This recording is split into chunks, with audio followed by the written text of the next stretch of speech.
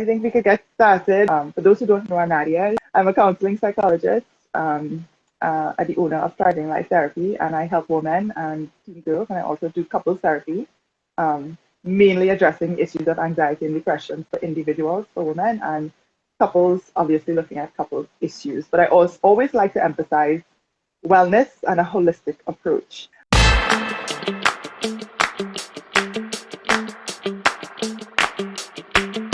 We have Dr. Arlene Wright with us. So I want to say, let me tell you all up front, this is my beautiful aunt. I couldn't leave it till later on to put that in there. So you want to go ahead and introduce yourself and, tell everyone what you do.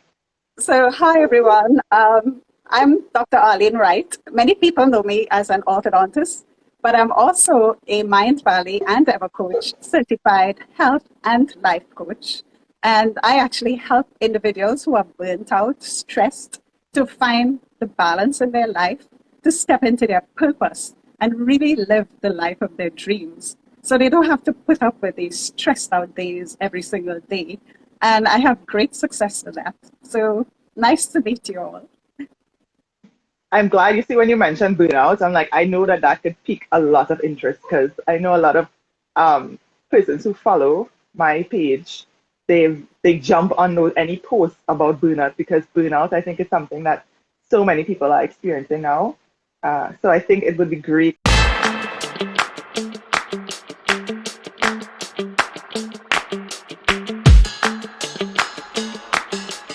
So when we talk about purposeful living, what does that look like to you? Because I feel like it might be a big concept for some people. How would you describe what? So having that purpose is like really essential for longevity, for peace of mind, and you enjoy your life. You have happy days every day.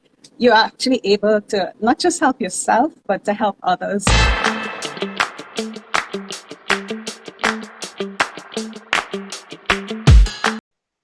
They could really be depressed. They wake up every morning. They don't feel like getting out of bed. There is nothing to really spark that life in them, and especially the health and wellness aspect of it. If you're not healthy, you're not going to go through life being able to keep your purpose. You won't be able to help others if you're always sick and you're always down. So health and wellness is really essential to fulfill that kind of purpose. For those of you who really don't have a purpose as yet, don't worry. As we go through this, you'll be able to get some guidance, especially like if you do a meditation practice, as to how to really discover that true purpose within. So you may already be living with some purpose in mind, but if you're trying to figure out, well, what's my real purpose here, we could help along those lines. Wonderful. I was reading about, and I was reminded of how much having a purpose is really connected to your emotional health, and that it is linked to greater emotional health, greater physical health, and of course, increased happiness, just like you mentioned before. And today we plan to talk about the 7 chronic health and lifestyle needs.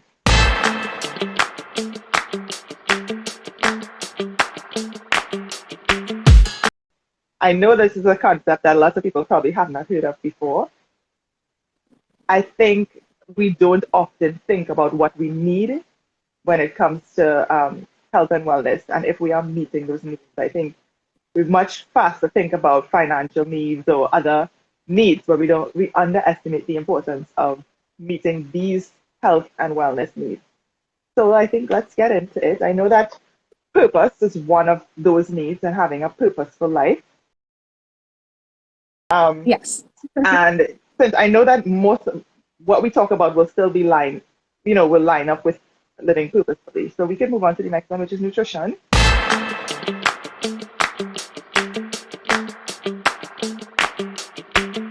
So, I mean, how do you think, how does that fit? We know we should eat healthy, but how does that fit in terms of, living a life of purpose? Okay, so going from day to day, just grabbing the nearest thing that comes to you in terms of food, especially if you're on the road and you're just getting a takeout or anything that is right there in front of you, you just eat it without really thinking about the health aspect.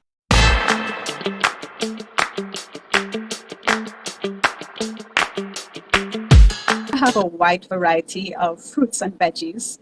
Nature's powerhouse of nutrients for your body. There's so much vitamins and minerals and all that your body needs in a lot of the foods that are just natural in nature. So a wide variety of fruits and veggies. If you eat meats, it should be lean cuts. If you know you have those really hectic stress days, try and carry like healthy snacks so you're not tempted to eat the junk foods. So healthy things like a smoothie, you can have like maybe nuts or dates, anything that's healthier that will just replenish your energy. So you're actually able to be on the go. You could fulfill your goals without being so stressed all day long and tired. So really nourishing your body helps you to achieve those goals day by day by day.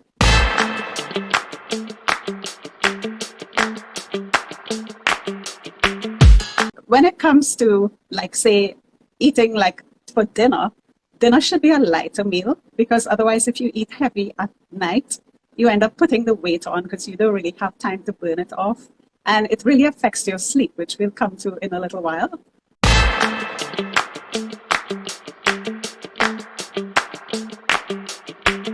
Speak about intermittent fasting. That is where you actually give your body a rest.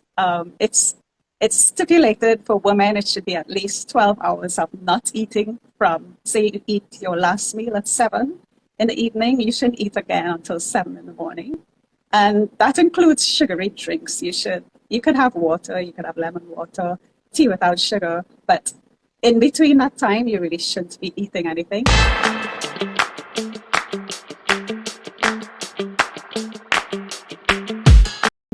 The idea of this is to be able to give your body completely heal. So there's a lot of healing that goes on when you're sleeping, and that adds a lot to your health. So for women, it should be about 12 hours. For men, about 14 to 16. But it may be difficult to jump to that length of time initially. So you could always start off with, say, 8 hours and gradually increase it and see what's right for you. But it's really, really effective in terms of keeping you healthy and strong.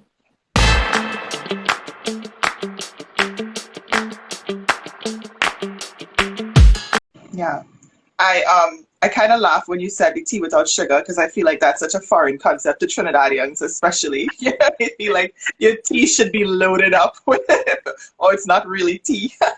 But I like when you mentioned you could start small, and it makes me think of like meal prepping.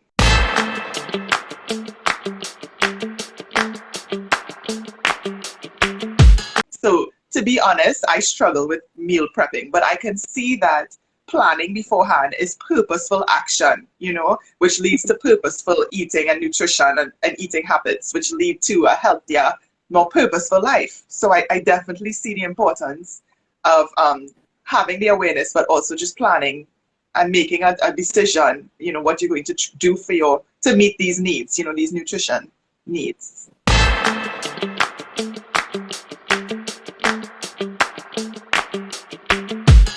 The sugar story, there's a lot to the sugar story. An overload of sugar in the system causes a lot of inflammation, which actually is the root of all chronic disease. So the sugars that you should be taking in is more like the natural sugars, like from fruits. Commercial sugars, if you have excesses of those, it really causes a lot of havoc in your system. It actually messes up your whole gut flora. So instead of having healthy bacteria to digest your meals, you end up having undesirable bacteria, which punch holes in your gut wall. And then you have all the toxins from your other things in your food that comes into your system and causes a lot of inflammation. So sugar is a number one thing to try and solve that issue. So limited amount as far as possible. Okay. Especially junk foods out there, a lot of packaged stuff has a lot of hidden sugars, which we have to watch out for.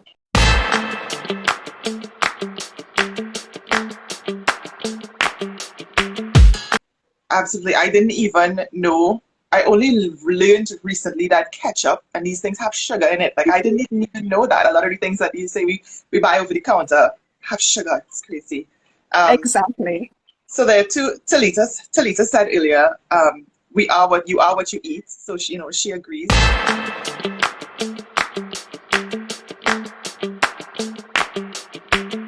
Sometimes having to find something to eat last minute while being busy is itself a stressful thing. So I see how the connection even between that and stress is something that is not ultimately healthy if we can't manage it or cope with it well. That's very true because the sugar affects the hormones like adrenaline and cortisol. It affects a lot and it makes you actually put on weight. It makes you more stressed. So it's like a vicious cycle. So it's really important to really tackle the sugar problem. Yeah. So I hope that people are taking notes.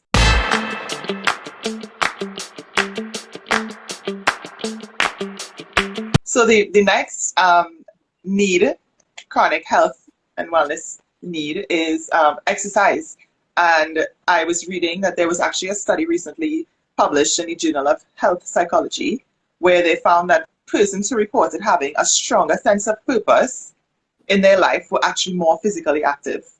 That's amazing. I think people don't fully comprehend how essential exercise is in terms of health and wellness, and also like living a purposeful life. I mean, what is your advice? What are your thoughts on exercise? I know that you have it as a regular part of your lifestyle. Yeah, what do you suggest?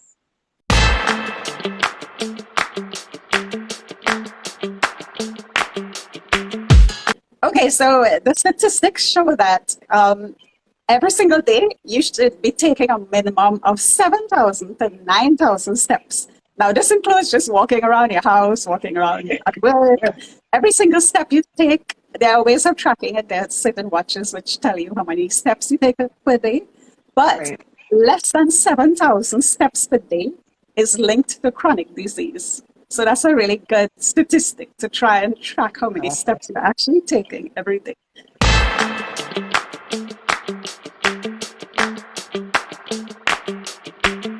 So Yeah. exercise is not just going to the gym.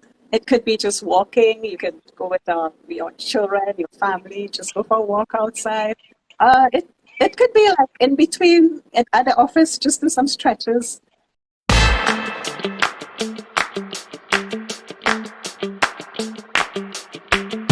Actually, if you actually sit down for 1 hour without getting up, your metabolism drops 90%. Wow. 90%. So that's the rate at which you burn energy. So basically, Okay. if you eat a lot and you're sitting a lot, you end up putting on weight.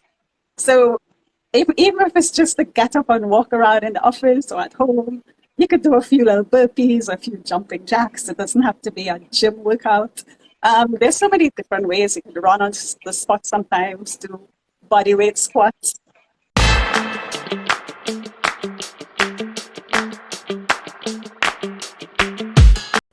It has also been shown that if you have to focus on one particular exercise for longevity, it should be weight training. And the reason Oh, why weight training actually allows all that blood sugar to be taken up into the muscles and stored as glycogen. So it solves a big part of the sugar issue. It supports your joints. It burns more fat and it's correlated with longevity. Plus, it builds bone density. So less brittle bones and less falls as you get older. So there's a lot going on for putting on a little muscle strength. that is amazing. And I'm seeing the comments of some people saying, wow, like I don't think a lot of people haven't heard that before. I was not aware. I mean, I know that they say that strength training is important, but now I feel even more excited about having strength training in my routine, you know? I think that's excellent.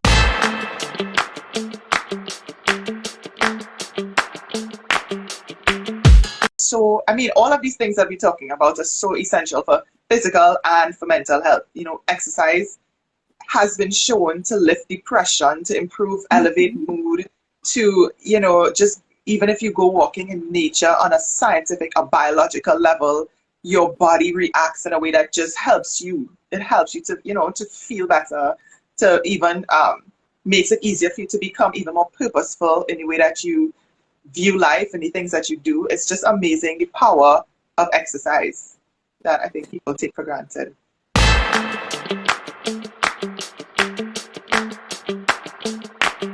It's very true because exercise releases the feel-good hormones like the endorphins and serotonin, all of those feel-good hormones. But it also releases a brain factor which helps better neural connections in the brain. So there's a lot to exercise. There's a lot of really good reasons to do that for longevity. And it Oh, doesn't wow. always have to be just going to the gym because a lot of people think, I'm not going to the gym. Yeah. Yeah. And then it doesn't, like you said, it doesn't have to be high intensity exercise, especially for persons who haven't had exercise as a regular part of their routine. A light exercise works just as well, you know. Yeah. So exercise really does make a difference.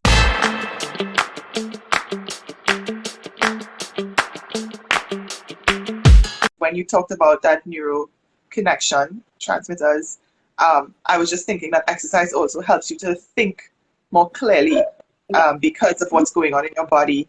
And that's why I also, you know, just before this pandemic started, I would have started out with walk and talk therapy because I know that that gives you the opportunity to include exercise, the outdoors, nature, and you're able to think more clearly with taking those steps, you know, while you exercise. Haven't started it back as yet, but it's definitely linked to, you know, what we're talking about now. So That's very true. Very true.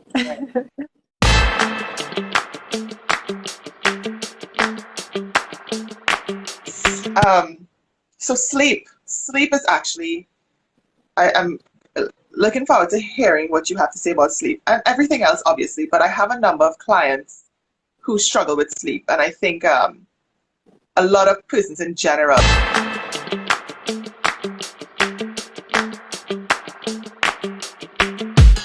You know, one thing we as mothers, parents and mothers especially, are challenged with is sleep. You know, especially when you just had a baby or you have young children, I read somewhere that you should be expected to be tired for like the first 7 years of their lives or something like that. I mean, I don't think that was scientific, but it just goes to show you how essential sleep is. So tell us, what are your thoughts on sleep and how that need, you know, makes a difference?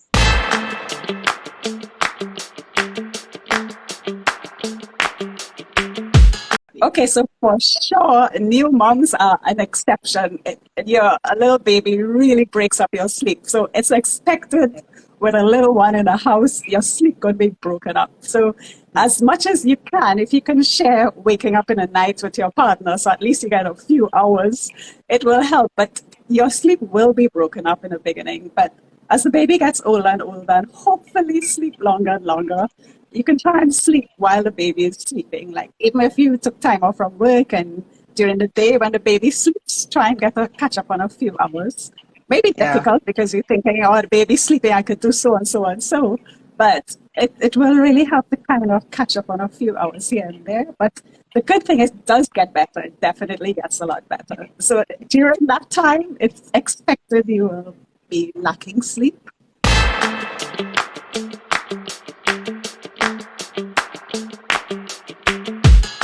For other people who don't have babies, I know a lot of people struggle with sleep.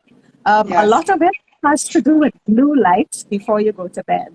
So if you can, it's so difficult. If you could come off your phone, television, laptop, anything that has blue light, it keeps you awake. So even if it's half an hour before you sleep, don't be tempted to look at television, look at your phone, look at your laptop. Try and close it off at least half an hour before you sleep.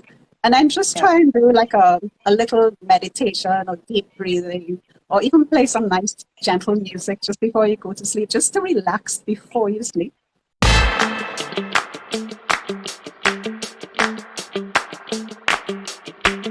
It's also connected to eating a heavy meal just before you sleep, because a lot of digestion will be taking place while you sleep, and it actually breaks up your sleep a lot.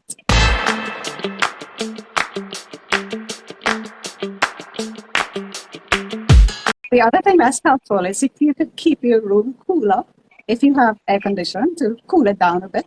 Because when your room is cool, you actually have a much deeper sleep. And also trying to block out as much light in your room as possible. All those things tend to keep you awake.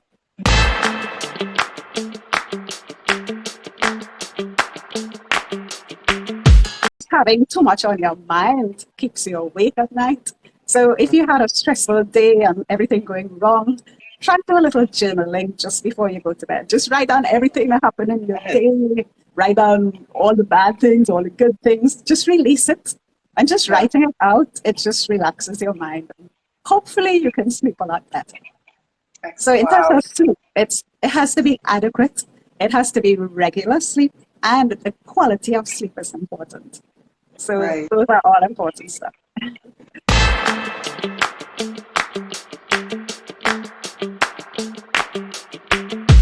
Yeah, I think people have to make a choice.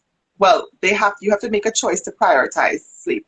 So I know that it's very easy to go, let's say you work Monday to Friday. I think for a lot of people, it's very easy to go the entire week exhausted, non-prioritizing sleep and doing everything else, and maybe your weekend is also hectic. So it's so important. I love those tips, those strategies that you gave to try to get some more sleep. And I think they're so beneficial, not just to the average person, but especially to persons who struggle with mental health challenges. If you struggle with anxiety, especially even depression or any other mental health challenges, if it's burnout,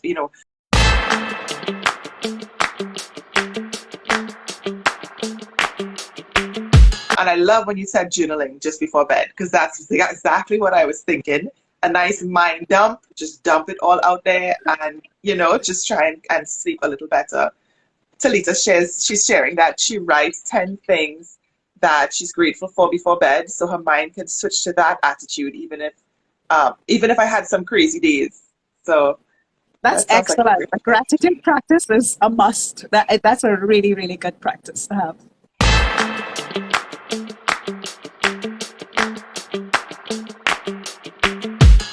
Sleep helps you to have much more clarity of mind the next day. So it's kind of counterproductive. You may think, okay, you're too busy, you can't sleep enough. But when you have an adequate sleep every night, you actually achieve more the next day. Your mind is clearer and you get through a whole lot more. So that's why it's really important on a regular basis to make sure you sleep properly.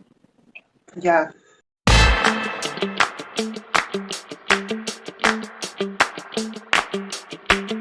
I think some people may also not know, but there is a very strong connection between sleep and depression. And there is a vicious cycle that happens when you don't get enough sleep and you don't rest well. Your mind is, your mood is lowered. So like you were just talking about how you wake up and how you feel the next day. And if you don't sleep well and you have a low mood and you wake up the next day, you're much less capable of facing the day ahead, right?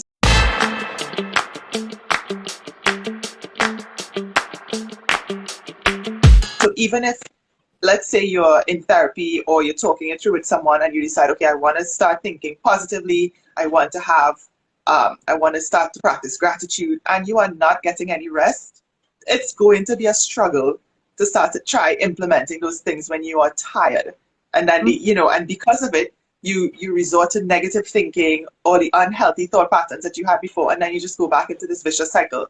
Because then it keeps you up at night, you don't sleep, and then, that's how it goes. Yeah. And so it's so important that sleep, it's insane that sleep is the thing that can break. It's one of the things that can break that vicious cycle, is really getting more rest.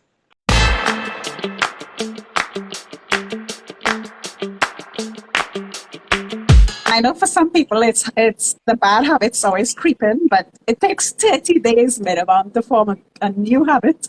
So it's having to stick something out for 30 days. And a good way to do it is to stack a new habit onto an old habit. So stack like maybe journaling before bed. If you normally do something else, do that something else that you like, and then add on the journaling. So yeah, because it really helps if you could stack it onto something that you're already doing. I like that approach because it's not a drastic change. It's a gradual process to building that healthy habit. I like that.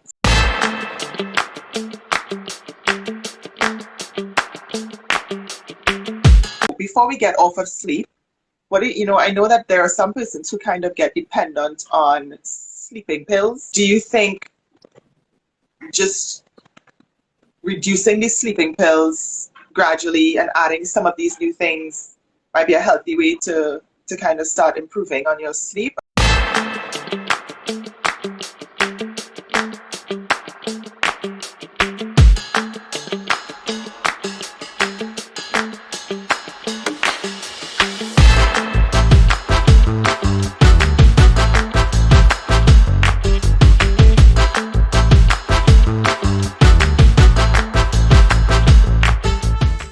you think about teas, drinking certain teas before bed? I mean, what are your thoughts on those things to get more rest? Okay, some people really, caffeine keeps them awake. So if you really feel like having the tea, try and have the decaf tea, especially before you sleep.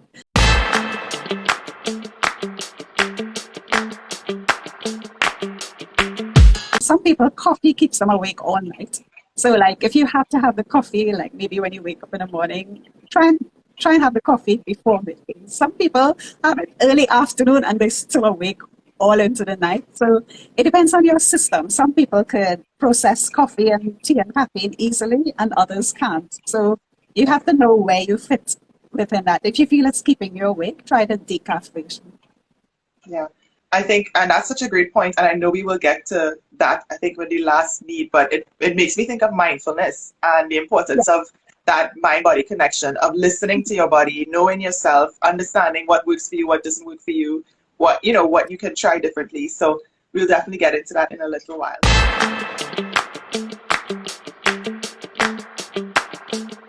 So the next need that has to do with your health and wellness is nature. And I know this is one that people underestimate or take for granted, because I know especially, and I think this pandemic has made it a little more challenging earlier on when we were in lockdowns and people weren't coming out as much. What are your thoughts on nature? How can nature really make a difference? Nature somehow keeps you in tune with your inner stillness. It replenishes your soul. So even if you can't even take a walk outside, try and have some evening tea outside, or just go outside, look at the flowers, the trees, the birds.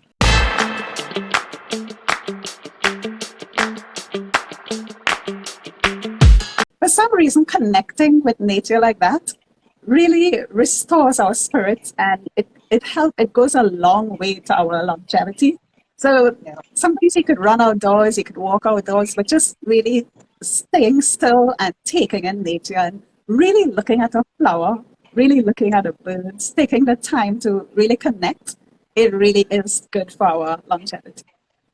Yeah, absolutely.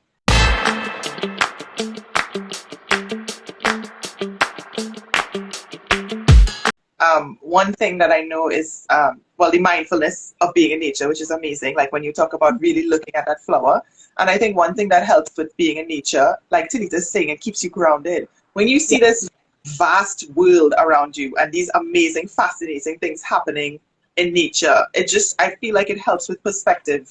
It helps with focus, because now we realize, okay, it's not just all that's been happening in my head and in my emotions. It's about there's a big world outside of me that, that there's space for me to kind of go out and explore and experience. I think that's just definitely one of the benefits too of being in nature. Yes, you kind of deepen your spirituality just being outside in nature too, because then you have more connection to like all there is.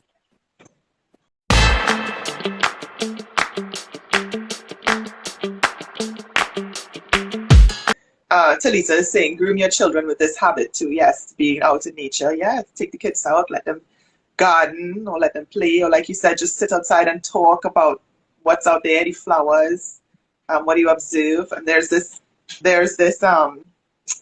nice fun activity that I do with my daughter sometimes. It's like you have a list, what you call it? It's like a treasure hunt outside, right? So you have to find a leaf, you have to find a stick, you have to find a stone, and it's a fun way of introducing being in nature to kids, That's excellent. I like that.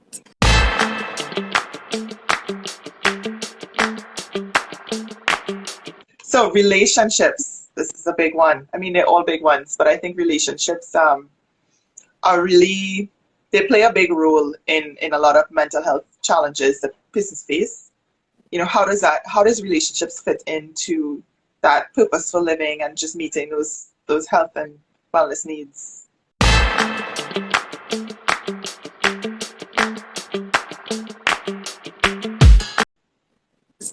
It's actually been shown that people who have a deep social connection, could be with friends or family, they actually live longer. You often find that maybe a couple who has been together for a long time and one of them pass, you find within a few weeks the other pass, especially if they've lived a nice long age. because that companionship, that connection really has a lot to do with your good health and wellness.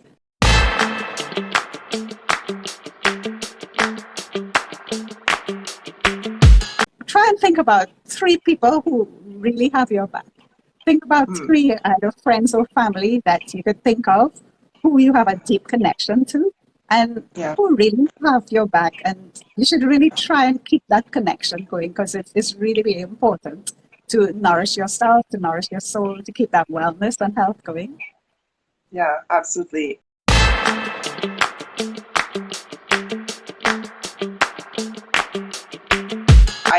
I had a post the other day, can't remember when, and I was talking about when we've had bad experiences with relationships, and I don't just mean romantic, but in general, sometimes we want to distance ourselves from making those connections with others.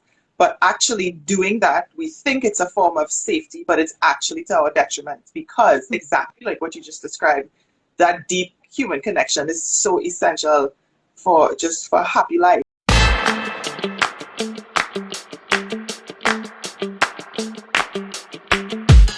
Research is showing that persons who have, for example, low self-esteem or who struggle with suicidal thoughts or suicide ideation, there is quite often, a lack of social connection, a lack of deep human connection. So if you think that you're being safe, you're really not doing yourself justice by not, allowing yourself to make those healthy connections with others. Yeah, it's very true because I know some people use like forms of therapy where like people like youngsters who've been on drugs and or they've been on alcohol problems, they actually put them in a nice connecting group and just being in touch with other peers who going through the same thing, that connection, a lot of times it helps a lot with their healing. So it's really important. Yeah, and I like that suggestion you made about thinking about 3 people in your life who you have a connection with. And for those who think that they can't find anyone, I want you to give it a chance, give someone a chance. So maybe you don't have a strong connection with them, but you do have a relationship that might allow for a deeper connection, So that's definitely some way you could start, I think.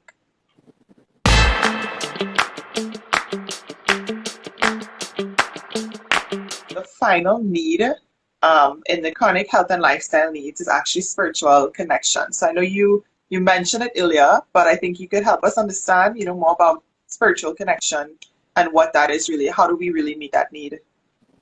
Okay, so that inner stillness, it's important. It helps you to be much more resilient to stress. It could take the form of just prayer time or meditation, mindfulness, journaling. All of those things put you in a deeper connection with your inner being.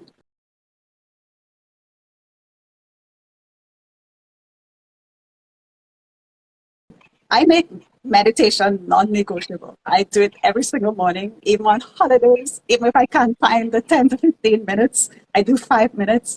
Because trying to do your meditation first thing in the morning, it sets up your entire day for success. Because part of my meditation, I do some visualization. And I visualize like every aspect of my day going well. So I'll think about, okay, the first part of the morning, mid-morning, later in the morning, midday, early afternoon. So like if you have some important meeting or you have something that you have to be going through and it's really important, just seeing everything going well throughout the whole day, getting that kind of practice, it really works and really helps you to have much better days. Otherwise, you end up just reacting to life instead of trying to direct how you want your life to go, at least to an extent. Of course, it all depends on your whole, on everything that's going on around you. But you can, to quite an extent, direct how your day goes. Some things are beyond your control, but at least you do have better days. Yes. And that is definitely what sounds like purposeful living to me, being able to direct your day into a one that's positive, and having a healthy mindset, and also your body feels that energy and for the day ahead.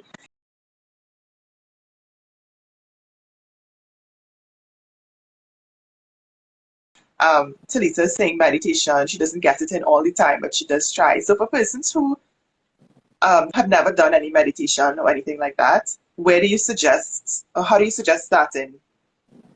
Okay, so for those who are interested, I actually have a little meditation audio as a present. But the more modern way to do meditation, some people think, oh, I can't quiet the mind, I can't sit still because all these thoughts keep coming into my head. But the more modern way is to have a more active meditation. Like part of the meditation, well, you connect to your inner beings, like kind of be grounded. And then you can do like a gratitude practice for a little bit. You can actually do like a forgiveness exercise, try and forgive like maybe just 3 people in your life. It could be the same ones every day, but just doing that forgiveness and compassion and being grateful for things that happen in your life or in your business or with your family. You can make it more active like that so you don't have to keep quietening your mind. And doing it on a regular basis, day by day, it really transforms your whole being and it really sets you up for a great purpose in life. So it's hugely important.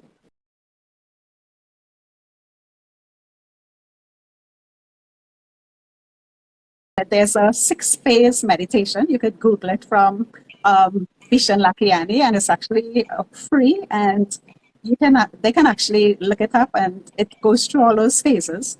Plus, I have it in my own book, which I published. So it goes through all those phases, living a life of bliss. So there are different steps you can take. So it doesn't have to be just sitting quietly and trying to quiet your mind the whole time. Right. Which I think a lot of people think that's just what meditation is. So I think it's definitely insightful.